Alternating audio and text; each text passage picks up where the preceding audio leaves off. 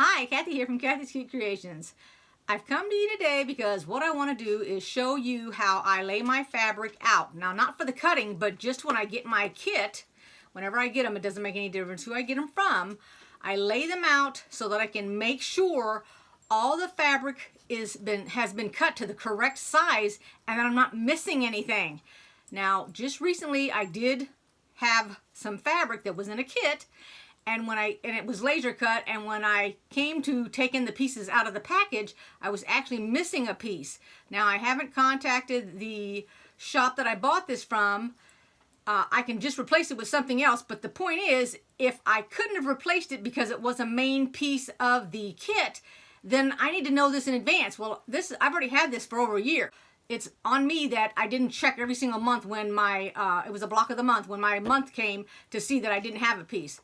I want to show you how I've got it laid out here on the table, and then I'll explain a little bit more to you. Now, this is for the Fir Good Measure that we're going to be doing our quilt along. I also want to thank Yvette for mentioning me on her videos so that y'all could see that I'm doing the same thing. Thank you, Yvette. And for all of my subscribers that do not know who Yvette is, you can look at her channel called The Yvette Renee. It's her channel, The Yvette Renee. No spaces. And as soon as you put that in, you should be able to find it. She's got some wonderful unboxings, y'all. So the very first thing that I do is I take it and I label it, and you can either use a piece of paper. It doesn't make any difference. I just thought it was easier to use these little clips, and these little bitties is what they are. I got them from the Fat Quarter shop. And I label them based on the directions in the pattern. So all I did was made sure that I had enough A, which is going to be this white, and this is the fabric. And then I'm going to say one more thing. This is going to be very, very short. But when it comes to doing E and F, these two fabrics right here, they may be confusing to some based on their name. If you are not sure and you even look at mine right here and you say to yourself, I don't think she's got those right. I think this is supposed to be F and this is supposed to be E.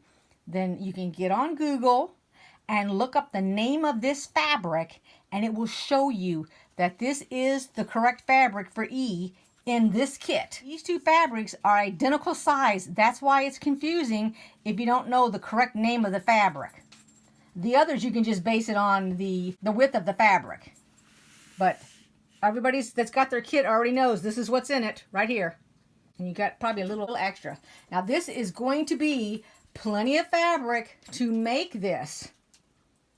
Even if you square up the fabric, because I always square it up before I cut it. And I have plenty of fabric. Fort Worth Fabric Studios, they are really good and generous with their fabric when it comes to their kits. That's all I'm going to say with this. And then the next video you will see, when I start cutting it out, you'll see how I lay each one out, and I'll explain about the sub-cutting and everything if you're new and you've never done this before, and this is the first one.